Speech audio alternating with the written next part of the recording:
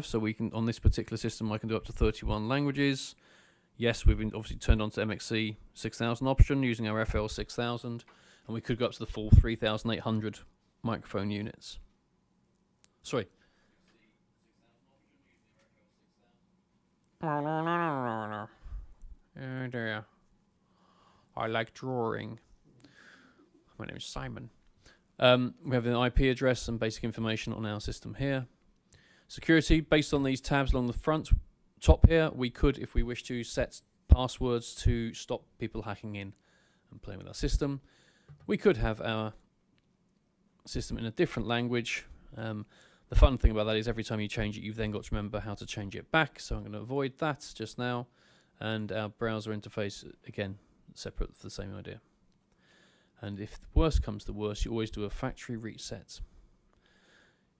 As Ben was discussing earlier on, we can do reports on the system. You could generate a diagnostics report. So if you're having issues, that's always useful to send back to conference support. So that's the GUI, which is a relatively simple and quick way of setting up a system. Any questions there? Excellent. Right. Next in a little bag of tricks is using Software 6000. So obviously this is what we used for our conference earlier on today. It is a very powerful tool that has evolved over many years, over about 25 plus years, and it basically has been built up as when DIS was pretty much a sort of project-led company. Every new project had a slightly different requirement as required, and so it was added to the system, so it could become a bit of an ad hoc setup overall, but as such it is probably still the most powerful conference mics stroke conference management system out there in the market, even after this many years. But there's no single installation in the world which will use more than 50-60% of what we could do in the system. Even somewhere like the Danish Parliament, which has obviously been the biggest user of this system over the years, won't use probably more than about 40% of what we can do in here. So what I'm going to show you today is quickly how we can set up a new conference. So let's assume we have a situation where we have a small council chamber. The technician has been told we need to have a new meeting starting in about 10 minutes. So how would we go about that? What would we do to get a new conference or a new meeting up and running? To make things nice and simple, we can presume that this is a council that has the same sort of meetings, you know, week after week after week. So this is the meeting we've just done earlier on today in our little demonstration. We can go into, let me start that again. If I close it all down and come back in and show you how we start up the software. So we would come into our computer down here.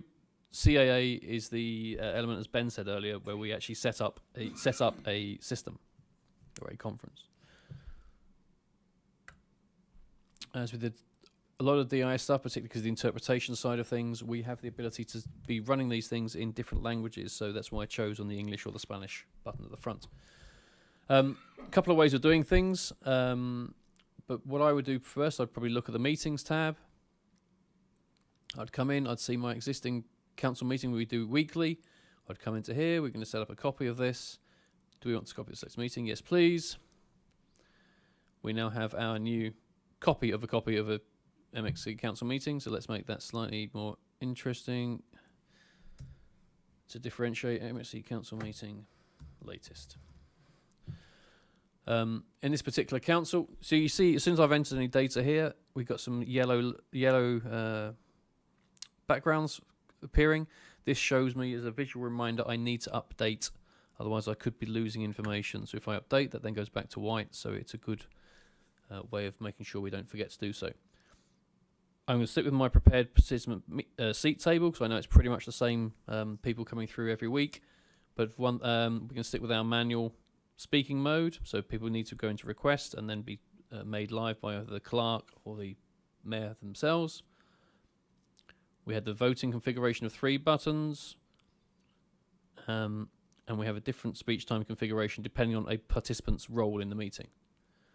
What we will do, this is going to be our latest meeting, so we're going to put the day's date on it as opposed to taking a separate one. Plus, that's how you can differentiate your various meetings.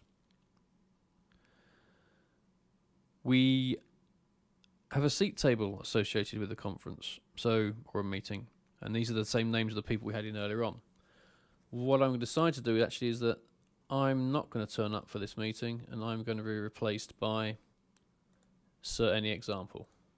So Any Example is now going to go in there. I'm going to update that again, so I had the yellow things, and we can close out of there. We can import participants and export participants, but the seat table who appears in this, it will come from our main delegate database, which we'll go and have a look at in a second.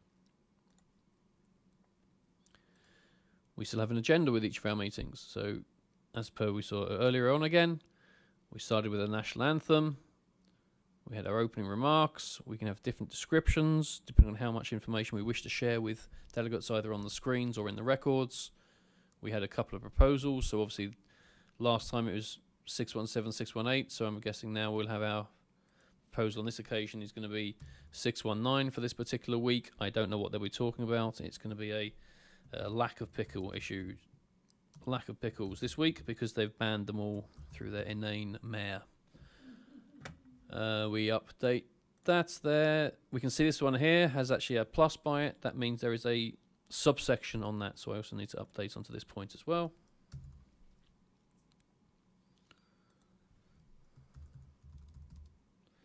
Lack of pickle issue, update. This would go to 620. I am just going through this a bit quickly, so if there are any questions, please let me know as we go. So we've made a couple of changes there to our agenda, but generally, with a lot of these council places, can be a rinse and repeat week after week, month after month, whatever it may be.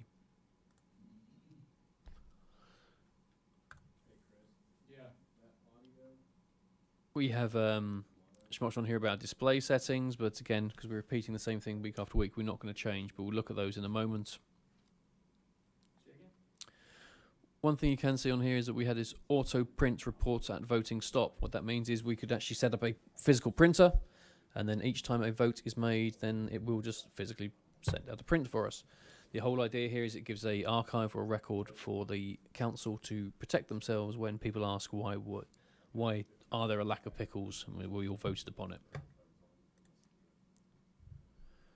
I mentioned earlier on the delegate seat table, so we're going to come into here, participants table.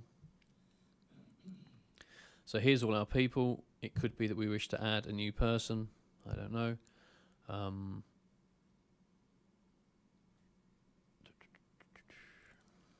I was looking here for a moment. So who have we not got in here yet? Mr. Peabody. Okay. So add a new person. Mr. Peabody.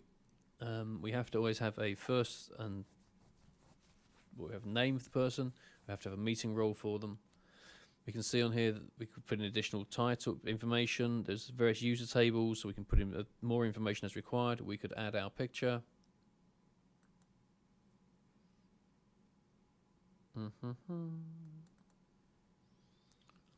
Stunning. And Mr. Peabody is now our 21st delegate in the table.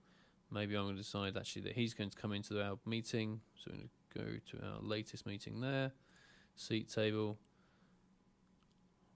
I'm sorry, Mr. Scott Ramsay, but we're taking you out and you're being replaced by Mr. Peabody. Updating there. So we've now brought the council meeting, or latest council meeting, up to date in terms of participants. There are many setups that we could do here, everything from the conference units themselves, as in the delegate mics and the computers that are attached to the system. We can maybe change the interpreter console information, what we want from our audio outputs, ambient mic. On the meeting displays, we might wish to have different displays, make them slightly more interesting. We've also we can play with our ID cards here. So we'll do a quick demonstration on that in a moment as well by opening a different meeting. We'll come back to that in a sec.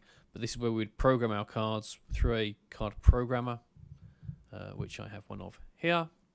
And this would attach to our computer system. We would simply say we wish to now program a card for Mr. Peabody. I want to program the selected name. I would place my card on the programmer. I press program ID card and they'll be programmed.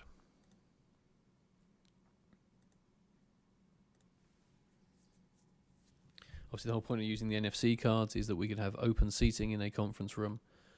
People don't have to sit in particular locations, and then we can still see their names come up on the screen when they are requesting or speaking or voting, as opposed to just being seat 1, 2, 3, etc., etc.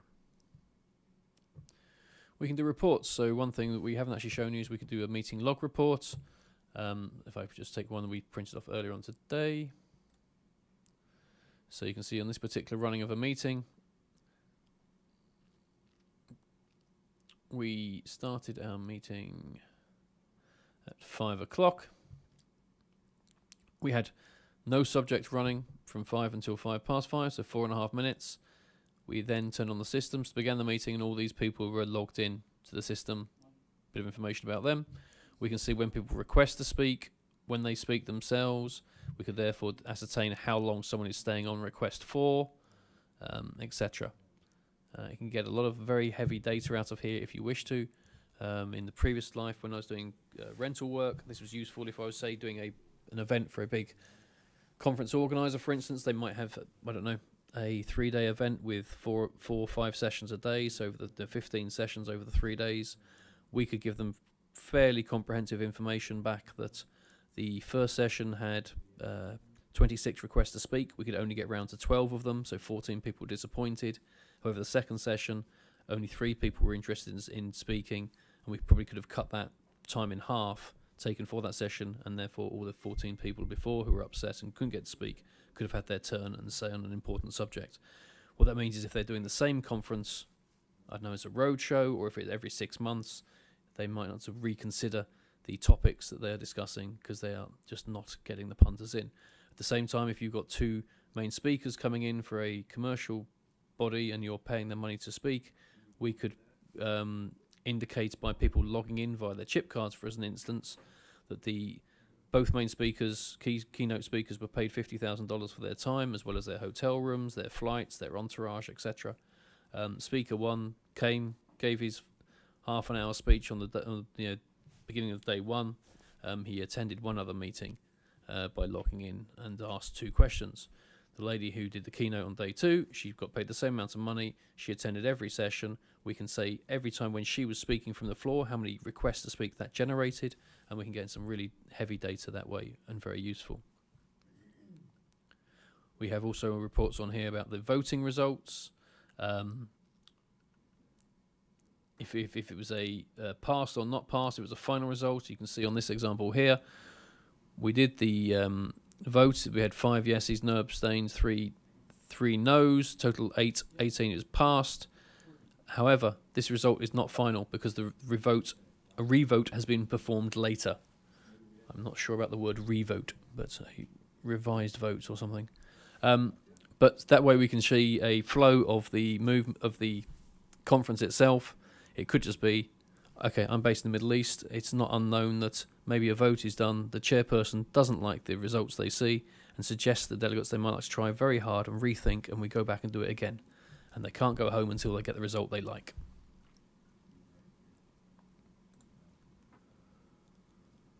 So we've set up our new meeting. We could then run that as a conference. So we're going to go out of our CAA. We can leave it open. We're just going to minimize that down there. One thing we always need to remember to do is to have our CUI, which is our application allows the computer to talk to the CCU itself. So we open that up in the system. We pull up a window down here. We can see this doors icon. If I were to display that and show a list, what that does, that will show me the communication going in back and forth between to the CU and from the CCU as well back to the computer. Minimize that down so I know they're actually talking to each other. I could also double check that on our CAA. It will show down here that we're in normal login mode, connected to the database, which is mounted on one NUC we have in the control rack back there. We connect to the CUI and we connect to the CU, so everything is tickety-boo, as we would say in the UK. We're going to open up now our CUA, which is obviously the application Ben touched upon earlier on, which allows for the actual running of a meeting. Again, because we are in a more and more bilingual society here, whether you all wish to agree with it or not, our CUA is now opening up, and this is where we run the event from. So this is set up as a technician seat, and again, I'm linked back to here. We can see a microphone open. This is the main page. We can't really do a lot, but just seeing some information. I want to start my meeting. We said we're going to do the MXC Council meeting latest. If we wish to change our setup here, we could do so, but I'm quite happy with that. So what we're going to do, we're going to prepare a meeting. You can see up here, this is the CDA, the second screen up here. So this is what will be shown in your council hall. I would then maybe like to have the microphone showing on this side. It is indicated by the arrows, so I can see the microphones, the speaker requests. Last 5 speakers is quite interesting, because it means that if someone were to turn their mic off, it's easy for the technician to pull them back in, as an example. And that's how easy I can turn that mic back on, as opposed to looking around trying to find someone on a list of participants, for instance. We're going to start our meeting now. I'll start the meeting. If you remember earlier on, I pointed out about the automatic printing of voting results. We don't actually have a printer set up in here, so it gives me a little warning. No problem.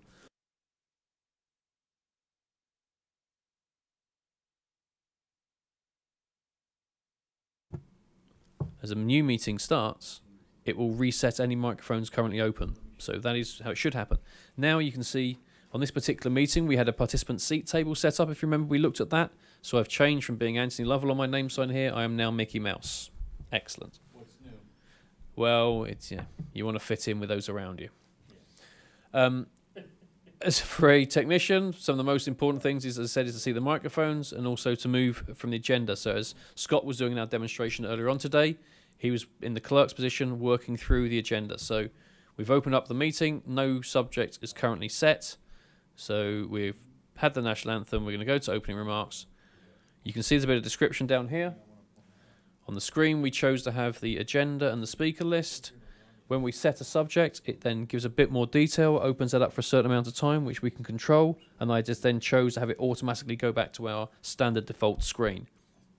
We don't have to have that automation. You could do all that manually by coming to display down here. As opposed to automatic, we would have set this as manual, and then it's down to the technician to decide which graphic they choose to send onto the screen there. And we can play with it in many different ways. As you can see, a lot of these are variations on the theme, and it is you can really customize these CDAs by going into a bit more depth. Probably not something we can discuss today, but if that's something people wish to learn more about in time, we are here to support you on that. It's freaking loud in here. It's good. Nice. Stream key. We can sort that out. That's fine. And it'll tell you what that is. Okay. And then you're gonna have to manually. Because people are complaining. Remember where to get to that on the outputs. We're going to drop our loudspeaker volume down. Is that nice and quiet now? Do you like that?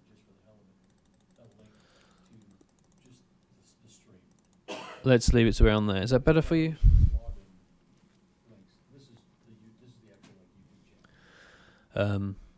Let's presume that people are speaking. From here, you can see we can control the agenda. We could look at the participant lists as well. Not refresh. You have to enter the new key. Well, yeah, I'm saying it refreshes. Red rum, a bit of information. If there was info on the people, that would appear in here as well. We could set someone as no one is not present, so that's good. And those are all the people who are in our participant seat table. So you can see any example. If you remember, Sir, an example replaced myself earlier on, and Mr. Peabody replaced Scott, who is no longer on the list either, because we changed that. When we go back to our reports later on, as we looked at just before, obviously these would be the bodies who were all logged in, so it's a record of those in attendance.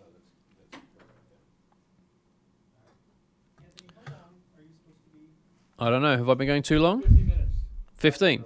50? And I had a timer going.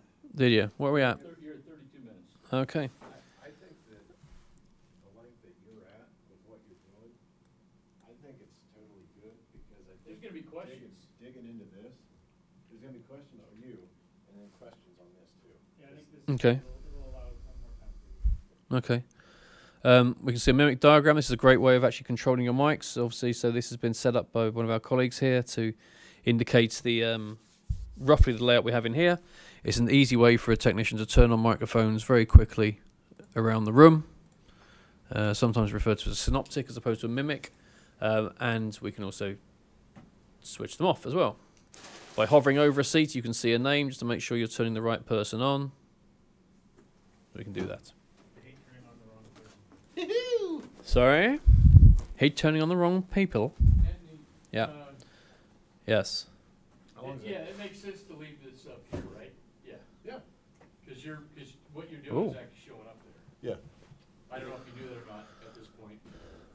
That it was I up. know that you knew that, I knew it was up there. Yes. but does it make sense to leave it up? Because it's changing as you're doing different things. It's also showing up there. Well, that's the idea. Is basically show what's happening at any one So I time. haven't listened to a damn thing you said, so I just wanted to. That's cool. Good. Michael. Nothing is new.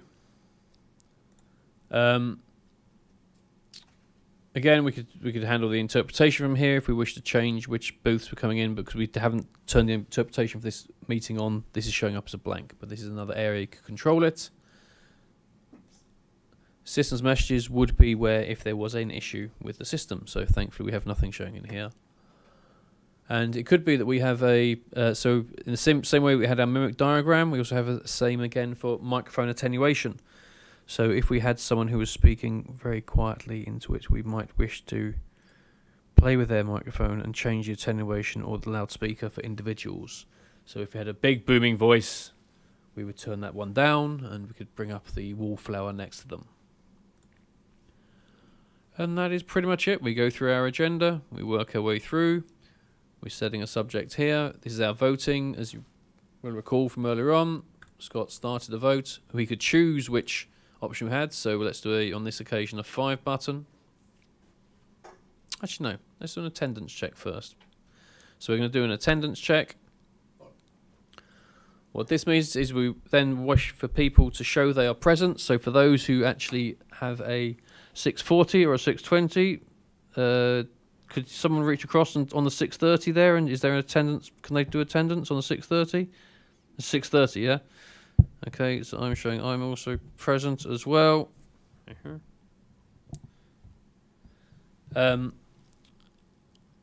Is that it?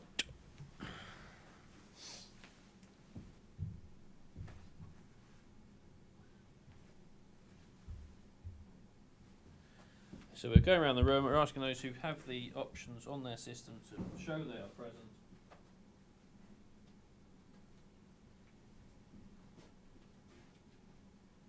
Unfortunately for the people over here, can't show us anything with the 620 units.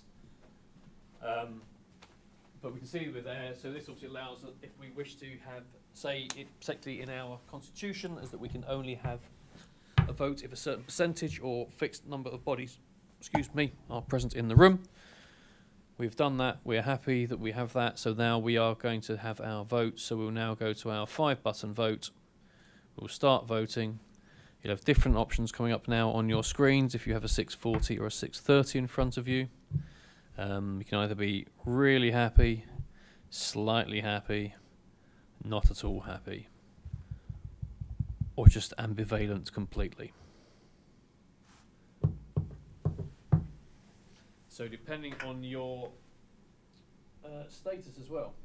Now, one thing that you can notice is that it's possible for people to change their vote until the voting time either runs out if it's a set time, or if it is stopped by the clerk or the chairperson or technician.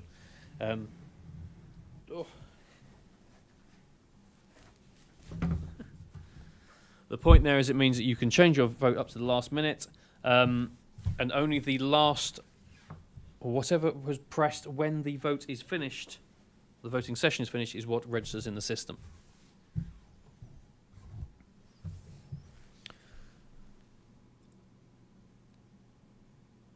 We could see results from who had individually. If we'd set groups for things, so for more of a parliamentary application, it could be we have the Green Party, the Liberals, the Democrats, the others. I'll remember that tomorrow. We could then see how they voted in blocks, and generally, if say the UK Parliament, we have the party whips, and often people aren't allowed to vote outside the party regulations without getting in trouble. So we could check on that for them. We can work our way through the agenda, and then that is pretty much it. You can see we can also do hyperlinks. So, for instance, on this particular proposal here, we have a link here. We want to open that link up. That, what are we opening? Not a good choice. So this would mean that people who are attending the conference could read the relevant documentation before voting on this very special topic. And then they vote through, and then that is how to do a meeting. I hope that's been of some value to show it's not entirely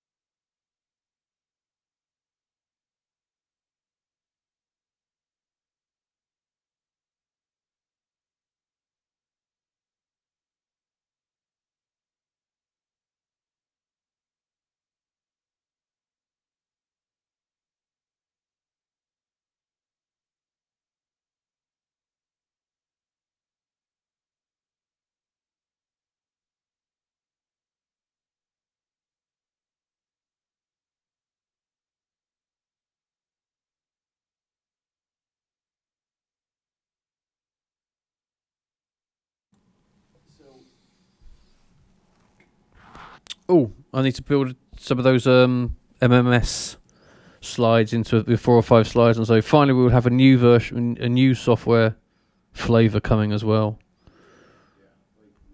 It'll be launched at the same time as Twimplex. I mean, that's it's so pushed out. I mean, the reality of it, if MMS is what before availability, July, August. Or do I just say, look, some of you will have been told that we are working on another option as well, which is still in progress. It's taking a bit of time. We could share that with you later on if someone's interested. We could go through a couple of screenshots. Yes, I would, knowing what I know, and knowing the fact that the reps are pissed because we have shown them stuff that they go out and talk about because we've set an expectation that it's going to happen.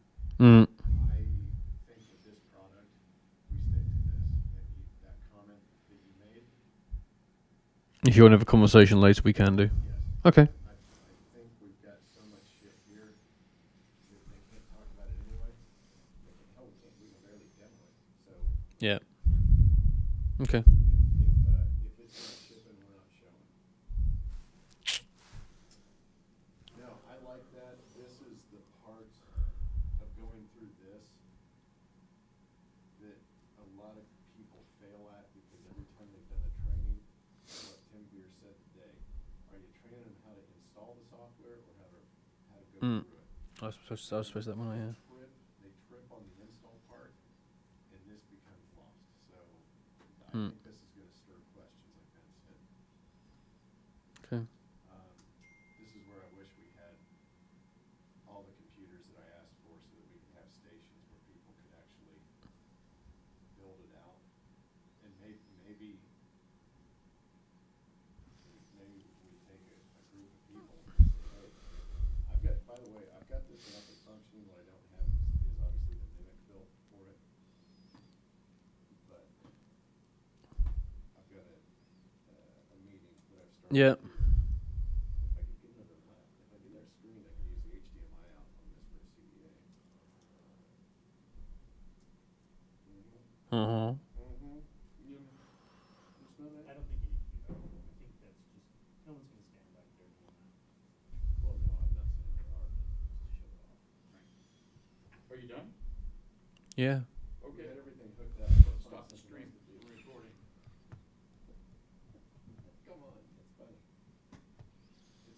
43 minutes